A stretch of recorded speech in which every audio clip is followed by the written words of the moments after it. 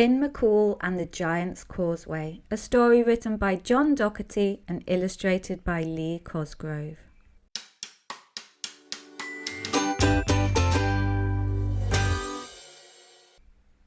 Long, long ago, there lived in Ireland a mighty giant by the name of Finn MacCool. Finn was taller than an oak tree and stronger than a dozen oxen. He was brave and kind, but he was also very proud. "I am the greatest giant of them all," he would boast. "There is no one who can beat me." Across the sea in Scotland, there lived another giant. This one was called Angus. He was huge and strong, with an angry red face, and everyone feared him. One day, Angus was told of Finn's boasting. When he heard that Finn thought he was the greatest giant of all, Angus flew into a rage. "I am the greatest giant," he roared. "I'll teach Finn a lesson he won't forget." Angus strode angrily to the shore. He looked across at Ireland. Cupping his hands to his mouth, he bellowed, "Hey, Finn MacCool, come and see what a real giant looks like, you great baby." The breeze carried his words to Finn, and when Finn heard them, his temper rose. Standing on the cliffs of County Antrim, he roared back, "All I see is a giant fool." At this, Angus shook with anger. "If I could only get across the sea to you," he shouted, "I would teach you a lesson you'd never forget." "That's easily done," Finn replied. He tore a great rock from the cliff and hurled it into the waves. The first stone of a giant pathway across the sea. Angus began to do the same, but as the giants drew closer to one another, Finn began to worry. He was getting tired, and Angus did look very big and very strong. So Finn hurried home to his wife, Una. She was not as big or as strong as he was, but she was very clever. He told her all about Angus and the path across the sea. Una sighed. "Finn," she said, "you're being a big baby." "I'm not being a baby," Finn said. Una put a baby's bonnet on his head. "You are now," she told him, and she gave him a nightgown and made their bathtub look like a giant cot. "Lie down," she told Finn, "and leave Angus to me." Soon there came a loud knock on the door. Una opened it. There stood Angus, his face redder and angrier than ever. "I've come to see Finn," he growled. Una smiled. "Come in," she said. "He's out hunting, but he'll be back soon." "Are you a friend of Finn's?" Una asked. "No," snarled Angus. "I've come to show him that I'm stronger than he is." "Really?" said Una. "A little fellow like you?"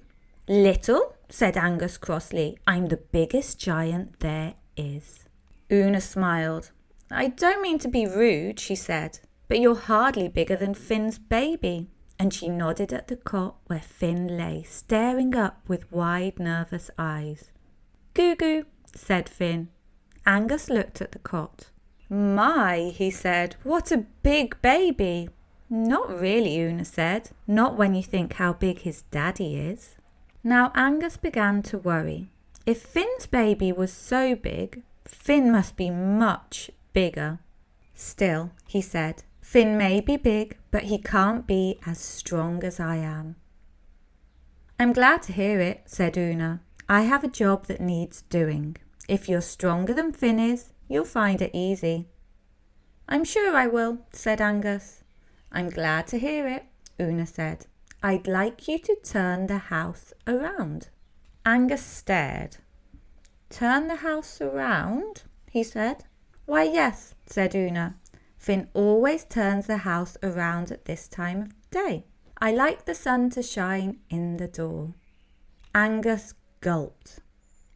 He went outside and took hold of the house. Then he heaved and he heaved and he heaved, and very slowly he turned the house around. In his cot, Finn felt the house move.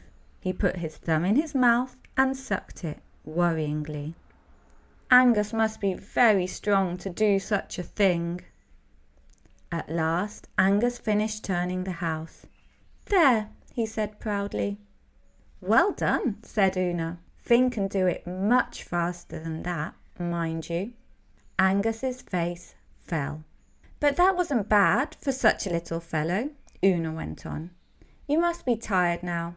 Come in and have a snack." Angus went in and sat down. Una gave him a cake. She had just made it and it was still hot. "Try this," she said. "Finn likes nothing better than one of these cakes after he's been working hard." "Thanks," said Angus, and he took a big bite. But Angus did not know that Una had baked a stone inside the cake. "Ow!" he yelled. "What's wrong?" Una asked. "I broke my tooth on your cake," Angus howled. "Really?" said Una. "You must have very soft teeth.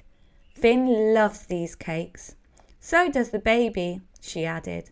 She gave a cake to Finn, but she was careful to give him a cake without a stone inside. Finn ate it in 3 big bites. "Moo," he said. "Mummy, moo." Angus stared. "That baby must have very strong teeth," he said. Una smiled. "Not really," she said. "Not when you think how strong his daddy is. You can feel them if you like." So Angus put his hand in Finn's mouth to feel his teeth, and Finn bit as hard as he could. Angus yelled with pain. Ah! Just then, Una said, "I think I hear Finn's coming home." Angus's red face turned pale. If Finn's baby was so strong, Finn must be much stronger. "Is that the time?" he said. "I'm sorry, but I have to go." "Angus, fight Daddy," said Finn. "Not today," Angus said. "Angus, fight baby," said Finn, and he jumped out of the cot.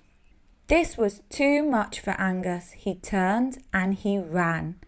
"Help!" he cried. "There's a giant baby after me." He ran all the way back to Scotland, tearing up the path so that neither Finn nor the giant baby could follow. And Finn and his clever wife laughed and laughed, knowing that Angus would never again cross the sea to Ireland in search of the mighty Finn MacCool.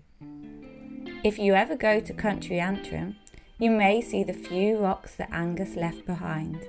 They are still called the Giant's Causeway, and they are one of the wonders of the world.